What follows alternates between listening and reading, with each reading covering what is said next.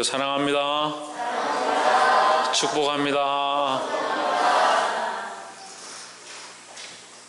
말씀의 제목을 읽어봅시다. 시작. 예수로 인한 생명.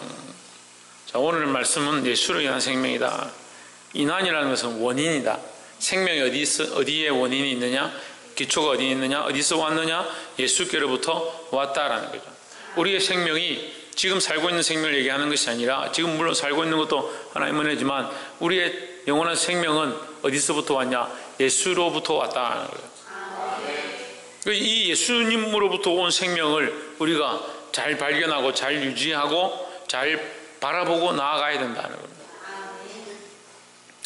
9장 1절에 예수께서 12제자를 불러 모사 모든 귀신을 제어하며 병을 고치는 능력과 권세를 주시고 있습니다. 왜 이런 권세를 주셨느냐?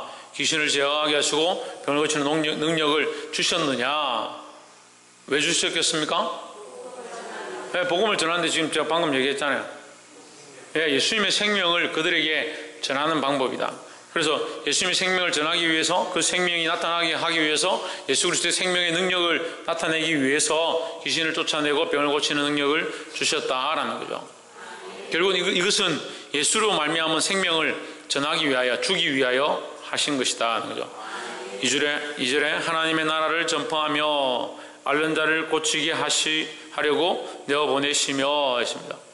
자, 하나님 나라를 전파하며 이제 목적이 나오죠. 이게 하나님 나라를 전파하며, 예수로 말미암은 생명을 전파하며, 우리의 생명, 이 땅에 사는 생명이 이게 아니고 하나님 나라의 영원한 생명, 예수로 말미암은 영원한 생명을 전하려 합니다라는 겁니다.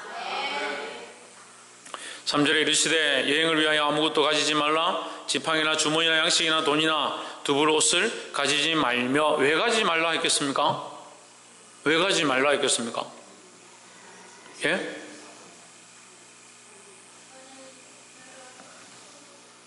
왜 하나님 나라의 구원을 위하여? 그걸 왜 가지지 말라 했겠습니까?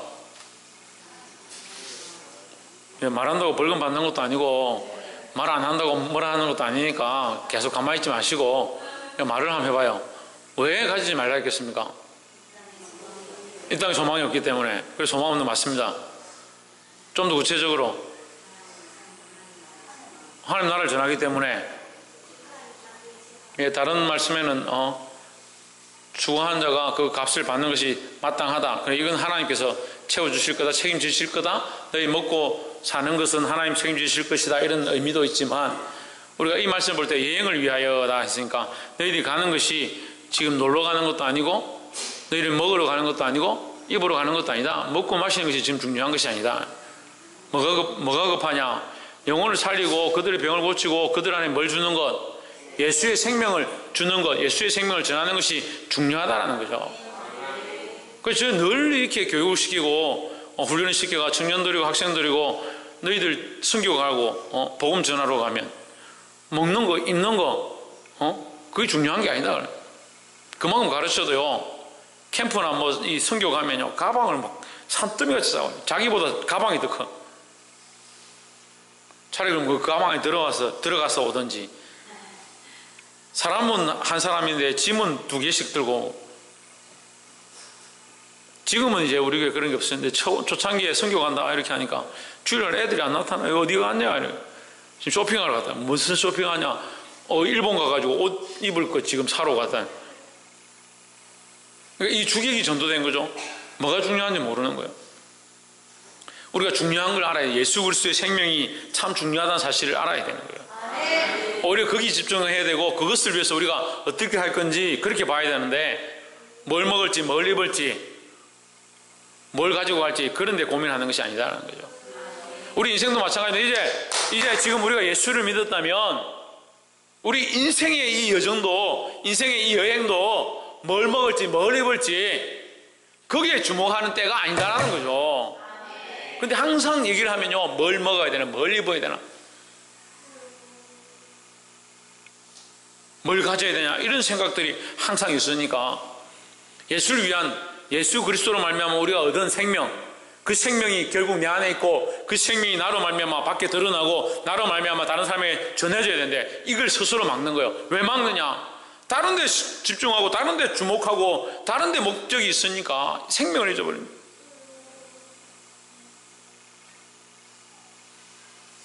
사절에 어느 집에 들어가든지 거기서 유하다가 거기서 떠나라. 5절 누구든지 너희를 영접지 아니하거든 그 성에서 떠날 때에 너희 발에서 먼지를 떨어버려 저에게 증거를 삼으라.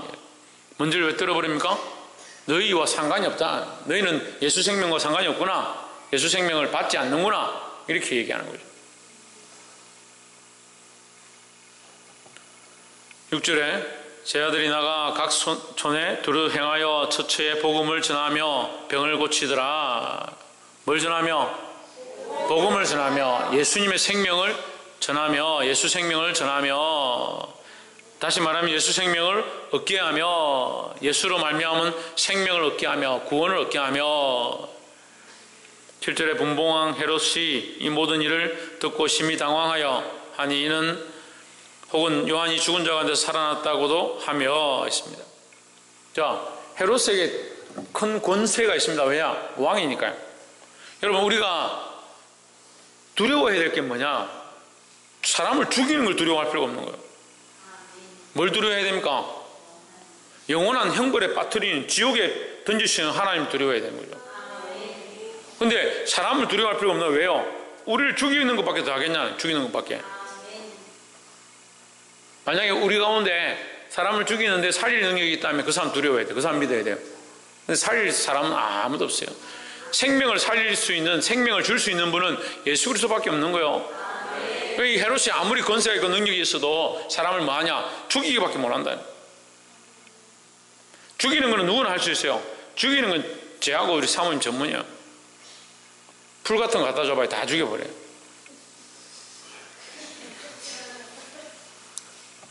동물도 잘 못 키우는 것 같아요. 아무리 봐도 동물도 잘 못 키우고 이게 식물도 잘 못 키우고 잘 못 키우는 것 같아요. 사람은 죽이는 건 잘 할 수 있어요. 죽이는 건 쉬워요. 그냥 내버려두면 죽죠. 근데 살리는 게 힘든 거예요. 살리는 게 참 살리는 사람 보면 대단해요. 지나가는 막대기를 주워가지고 지나가는 길에 떨어져 있는 썩은 막대기를 들고 그걸 뭐 어떻게 해가지고 물을 주고 이렇게 살리는 사람도 있더라고. 그거 신기하대요. 그럼 우리는 죽이는 사람이 되어야 되겠습니까? 살리는 사람이 되겠습니까? 살리는 사람이 되어야 되죠. 그러니까 이 분봉왕 헤롯 왕위를 하더라도 이 사람 두려워할 게 없는 거예요. 왜? 이 사람 죽이는 사람이니까. 그러니까 우리는 상식적으로 죽이는 사람을 두려워하는 게 아니라 살리는 사람을 두려워해야 돼요. 근데 배우기는 그렇게 배워서 죽이는 사람을 두려워하더라. 그 우리 목숨을 위협하는 자들을 두려워하는 거예요. 그러니까 마귀를 두려워하죠. 귀신을 두려워하죠. 그거 가서 절하고 귀신을 받고 구슬하고 난리 구슬하고 있죠. 살리는 자가 없네요. 살리는 자가. 우리는 살리는 자를 존경하고 살리는 자를 섬기고 살리는 자를 쫓아가야 되는데 누구냐? 예수 그리스도라는 거죠. 옆에서 한번 보시죠. 우리는 살리는 자가 되어야 합니다. 어떻게 살립니까? 예수 그리스도의 생명을 전함으로. 동건이 어떻게 살린다고? 예수님의 생명, 예수님이 생명이시니까 예수를 믿으면 생명을 얻으니까 예수님을 전하는 것이 살리는 것이다 하는 거예요. 근데 예수 믿는다 하면서 이 살리는 예수를 전하지 않으면 살았다는 이름만 있는 거예요.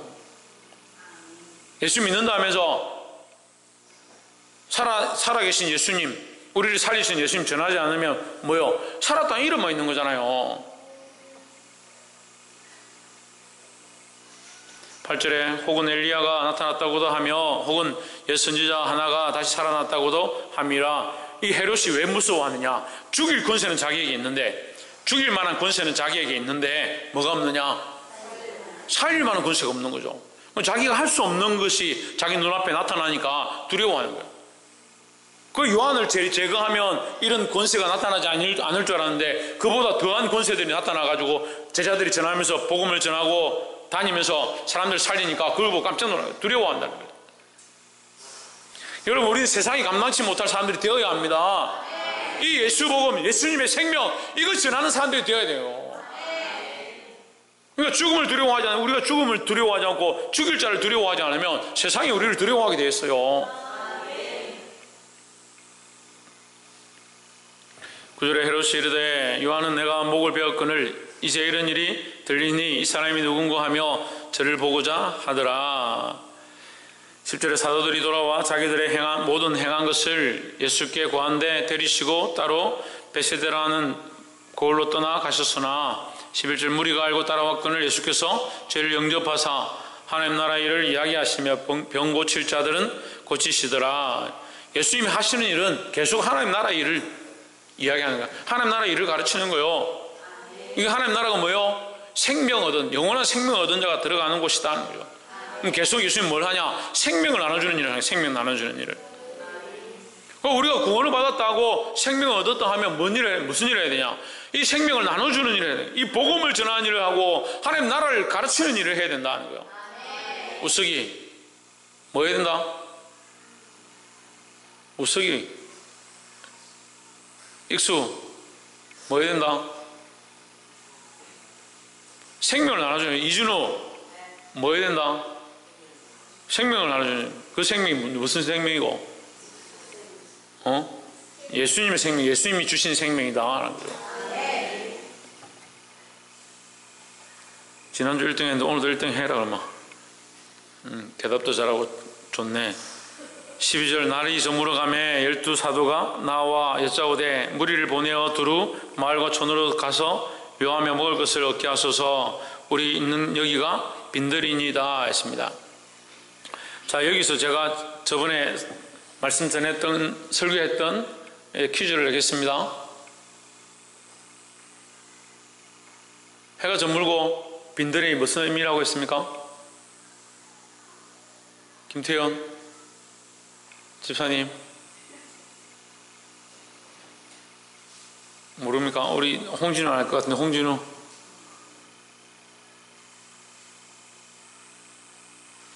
박근도 대답 안 하는 거 아무도 모르네. 예? 소망이 없대. 소망이 없네. 해가 저물었다. 해가 저물었다.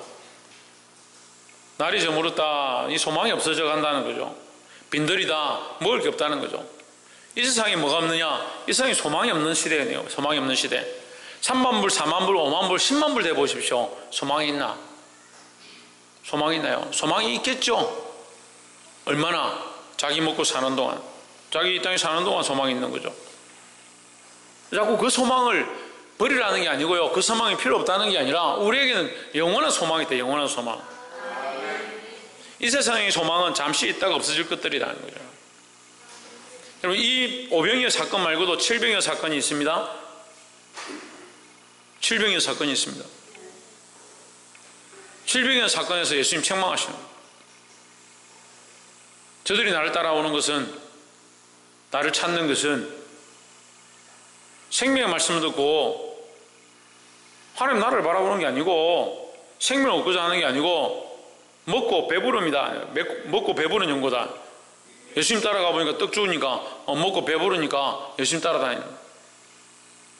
교회 나오니까 맛있는 거 주고 먹고 배불러서 다닌다. 이거 심각한 거예요. 자꾸 그렇게 되면. 물론 그게 우리에게 필요하지만 정말 정작 알아야 될 건 누구냐? 예수 그리스도인 거죠.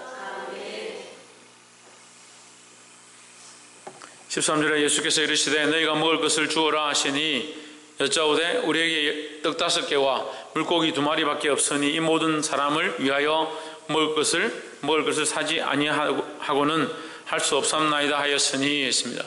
자, 우리가 이 말씀을 우리 앞에 있는 말씀과 연계해서 볼 수 있습니다. 제 아들이 지금 복음을 전하고 왔죠? 예, 하나님 나라를 전파하고 왔죠? 예, 뭘 나눠주고 왔습니까? 예수님의 생명을 나눠주고 왔습니다. 지금 이거 주라 할 때 뭘 줘야 됩니까? 예수님의 생명을 나눠줘야 되는 거죠.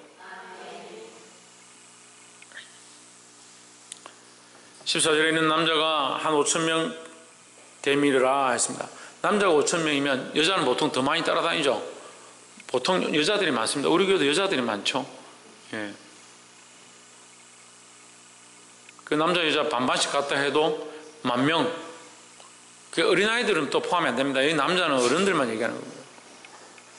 그럼 한 12,000명, 15,000명 뭐 그렇게 되는 거예요. 노인들까지 포함하면 2만 명이 될지 모르겠습니다. 하여튼 많습니다. 보리떡 5개와 물고기 2마리 가지고 어떻게 이걸 먹느냐. 때를 지어 한 50명씩 앉히라 하시니 50명씩 이렇게 둘러서 앉히게 했습니다. 15절 제자들이 이렇게 하여 다 앉힌 후 16절 예수께서 떡 5개와 물고기 2마리를 가지사 하늘 우러러 축사하시고 떼어 제자들에게 주어 무리 앞에 놓게 하시니 했습니다. 자, 이 오병이어 사건, 떡 5개와 물고기 2마리 이걸 가지고 축사한 다음에 나눠줬습니다. 17절에 먹고 다 배불렀더라. 그 인당 물고기 2마리 보리떡 5개를 먹은 게 아니고 몇 명이, 남자만 5,000명 이상 되는 그 많은 숫자가 보리떡 5개와 물고기 2마리를 먹고 배가 불렀다. 말도 안 되는 얘기죠. 그죠? 믿지 마십시오. 믿을 겁니까? 김미애 자매님 믿을 거요? 말이 돼요? 손진일 씨 말이 됩니까? 보리떡 5개 물고기 2마리 본인이 먹어도 배 안 부를 거 아니야. 근데 이거 5,000명이 이걸 먹었다는 거예요. 예수 그리스도는 십자가에 못 박혀 죽으셨습니다. 구원은 몇 명이 받습니까? 구원은 몇 명 받아요? 죽은 분은 한 분밖에 없는데, 그죠? 십자가에 달려 죽으신 분은 한 분밖에 없는데 왜 모든 사람이 삽니까? 이게 하나님의 원리예요. 한 사람이 죽음으로 모두가 구원을 얻는 이게 하나님의 원리라고요. 오병이의 이 사건 속에 이 나오는 이 보리떡 5개와 물고기 2마리는 누구를 상징하냐? 예수님 당신을 상징하는 거예요. 자신을 상징하는 거예요. 그 예수님 당신을 떼어서 제자들에게 먹어야 한다고 주실 때 그 최후의 만찬의 모양이 지금 오병이의 사건의 모양과 연결되어지는 겁니다. 나눠줄 때 축사했습니다. 뭘 나눠주는 거냐? 예수님 자신을 나눠주는 거예요. 이것을 먹고 배부르다는 의미는 물론 이 사건이 실제로 배가 불렀고 그들이 먹고 12바구니가 남은 것이 사실이고 진실한 사건이지만 우리가 영적으로 봐야 될 더 큰 의미는 이것을 먹음으로 그들이 배가 불렀다는, 영적으로 살게 되었다, 예수로 말미암아 생명을 얻게 되었다는 것을 우리가 기억해야 합니다. 예수님 한 분이신데 우리가 모두 다 믿고 구원을 얻었습니다. 예수로 말미암아 생명을 누리고 있습니다. 더 풍성하게 누리게 될 것입니다.